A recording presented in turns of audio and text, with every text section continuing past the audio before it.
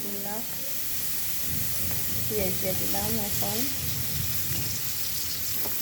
3-4 চামচ পরিমাণ সরিষার তেল দিলাম।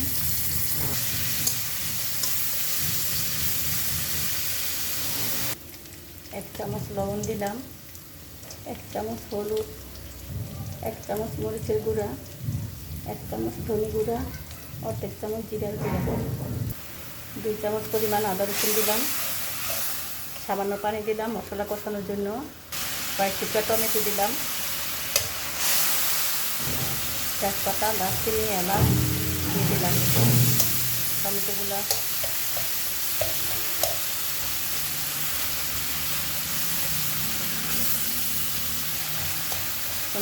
ভেঙে দিলাম।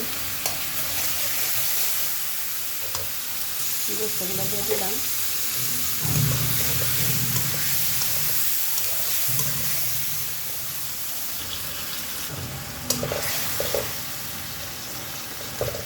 ভালো করে কষিয়ে নিব।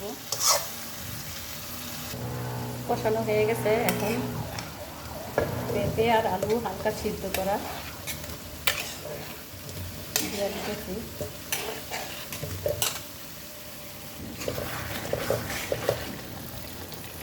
5-6টা কাঁচামরিচ দিয়ে দিলাম। পানি দিয়ে দিলাম। পেঁপে দিয়ে রান্না করলাম। পেঁপে খাওয়া হইলো, আলু খাওয়া হইলো, মুরগিও খাওয়া হইলো। আমার রান্নার ভিডিওগুলো যদি কারোর কাছে ভালো লাগে তাহলে সাবস্ক্রাইব করে দিবেন।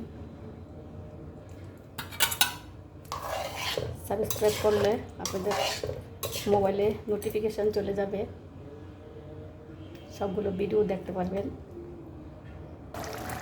অল্প কয়েকটা ধনে পাতা দিলাম। হয়ে গেছে পেঁপে দিয়ে মুরগির গোস্ত রান্না।